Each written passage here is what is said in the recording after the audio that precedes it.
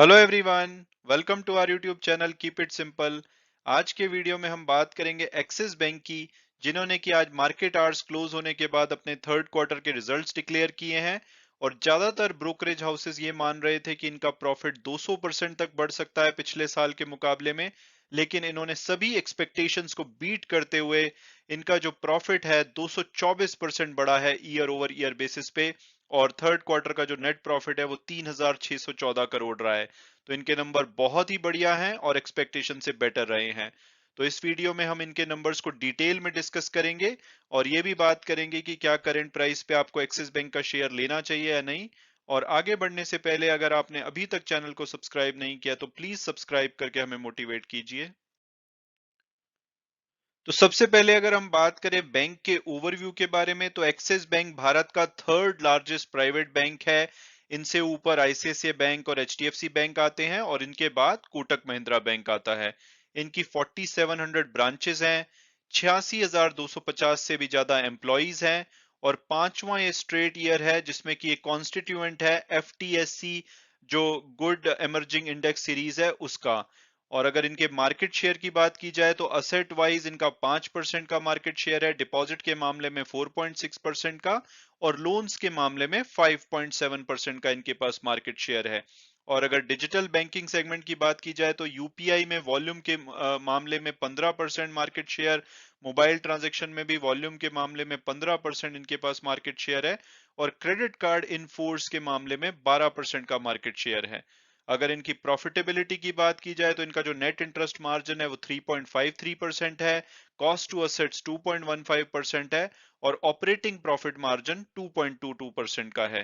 अगर balance sheet ratios की बात की जाए तो कंपनी की जो कैपिटल एडिक्वेसी रेशियो है वो 18.72% की है, जो कि बहुत ही अच्छी कही जा सकती है। इसके अलावा common equity tier one ratio 15.33% है। जो बैंक के प्रोविजन है वो 134 बिलियन रुपीस के हैं, जो कि 2.03% बनते हैं। इसके अलावा प्रोविजन कवरेज रेशो 72% और नेट एनपीए 1% से भी कम यानी कि 0.91% है।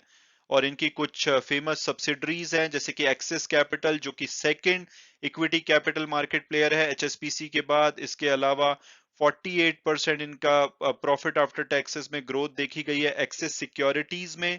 एक्सिस एएमसी में 54% की प्रॉफिट आफ्टर टैक्स में ग्रोथ देखी गई है। और वहीं एक्सिस फाइनेंस की जो रिटर्न ऑन इक्विटी है वो 19.8% है। और अब अगर हम इनके थर्ड क्वार्टर के नंबर्स की हाईलाइट देखें तो नेट इंटरेस्ट इनकम इनकी पिछले साल के मुकाबले 17% बढ़ी है, फी इनकम 15% बढ़ी है, ऑपरेटिंग एक्सपेंसेस भी इनके 25% बढ़े हैं।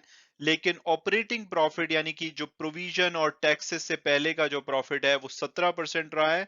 और कंपनी का जो नेट प्रॉफिट है आफ्टर टैक्सेस वो 224% बढ़ के 3614 करोड़ रहा है थर्ड क्वार्टर में।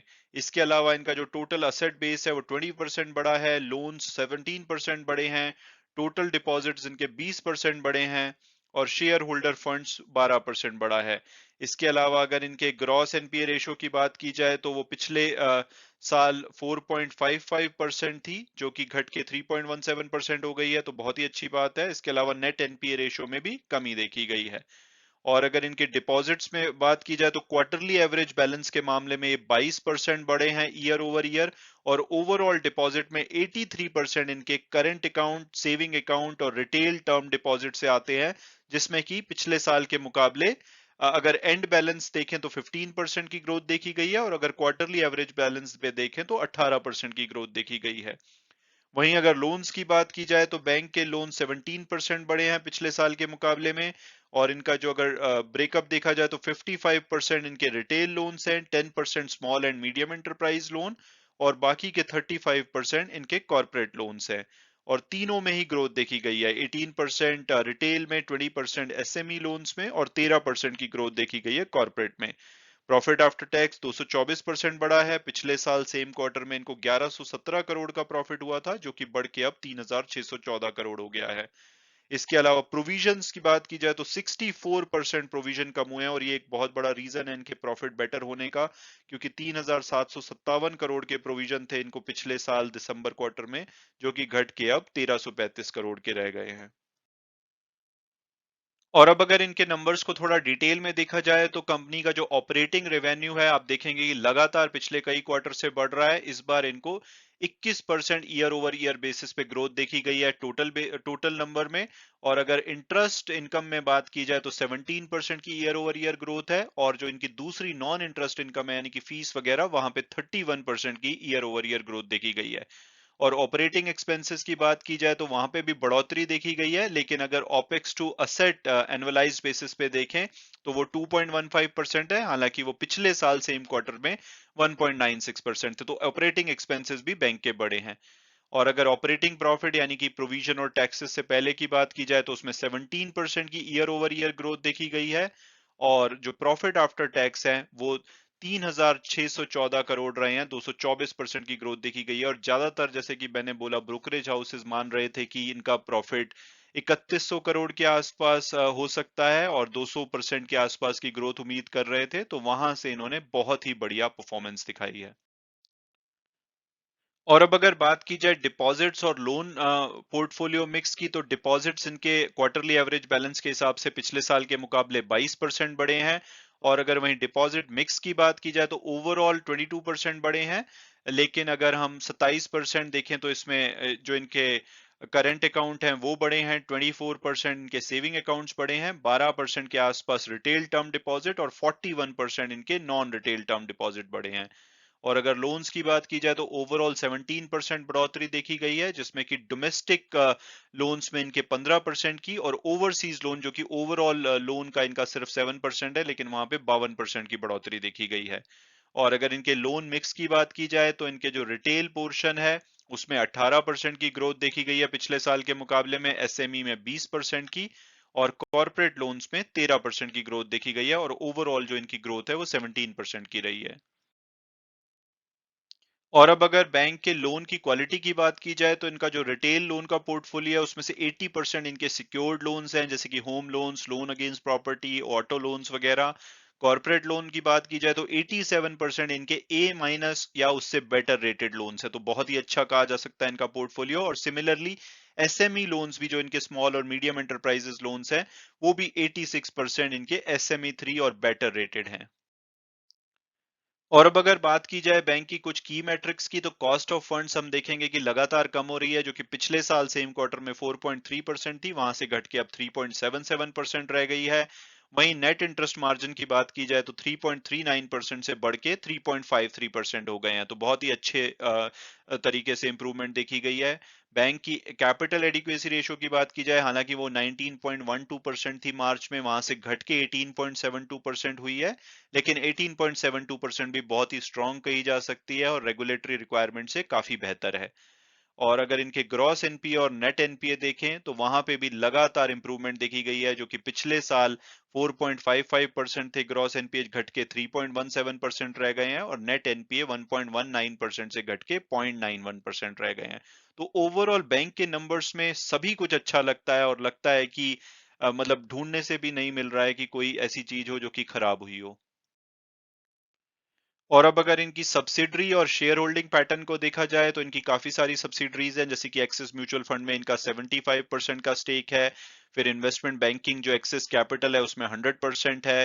फिर consumer focused non banking financial corporation है इनकी एक्सिस फाइनेंस के नाम से, उसमें भी 100% इनका स्टेक है। एक्सिस सिक्योरिटी, एक्सिस ट्रस्टी, इनका फिनटेक प्लेटफॉर्म है फ्री चार्ज, उन सभी में 100% हिस्सा है। इसके अलावा ए ट्रेड्स में 67%, और इनका जो मैक्स लाइफ इंश्योरेंस में 12.99% का हिस्सा है।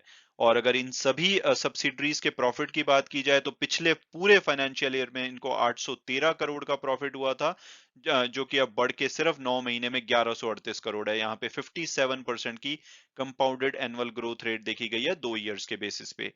और अगर इनके शेयर होल्डिंग पैटर्न की बात की जाए तो इनका ओवरऑल जो मार्केट कैपिटलाइजेशन है एज ऑन जनवरी 21 2,18,000 करोड़ के आसपास का है।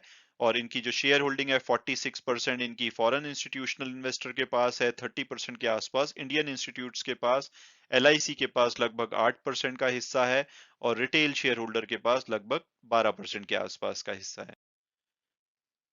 और अब अगर बात की जाए कि क्या करंट प्राइस पे हमें एक्सिस बैंक का शेयर लेना चाहिए या नहीं, तो सबसे पहले अगर पास्ट परफॉर्मेंस देखें तो 3 साल में इन्होंने 6.17% की रिटर्न दी है।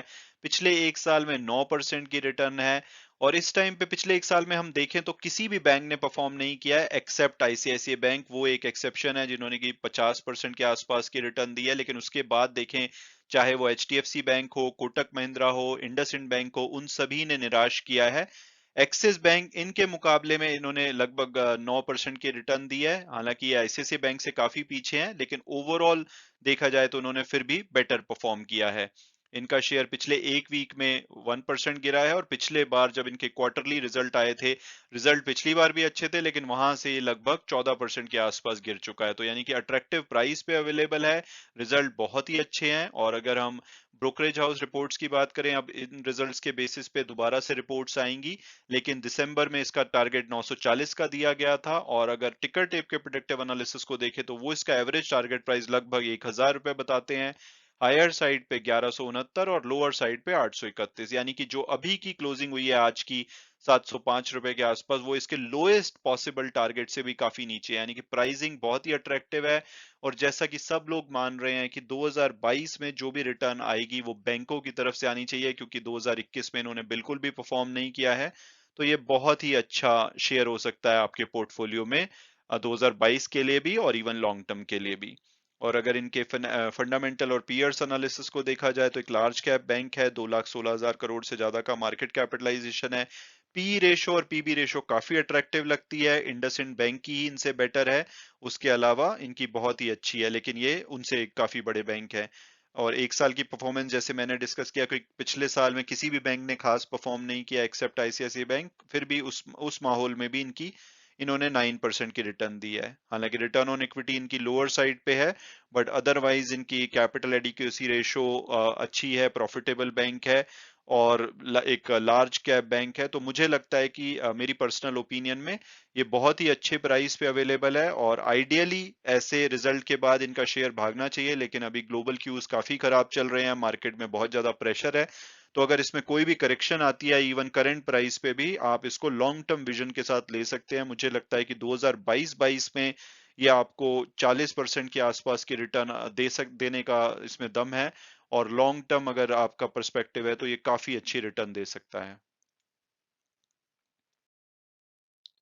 हालांकि वीडियो क्लोज करने से पहले मैं हमेशा की तरह डिस्क्लेमर दूंगा कि जो भी व्यूज थे वो मेरे पर्सनल थे। अगर आप इसमें इन्वेस्ट करना चाहते हैं तो अपने फाइनेंशियल एडवाइजर से डिस्कस कीजिए। उसके बाद भी आपको अगर ये शेयर अच्छा लगता है तभी आप इसमें इन्वेस्ट कीजिए। Thanks so much for watching the video and God bless you all.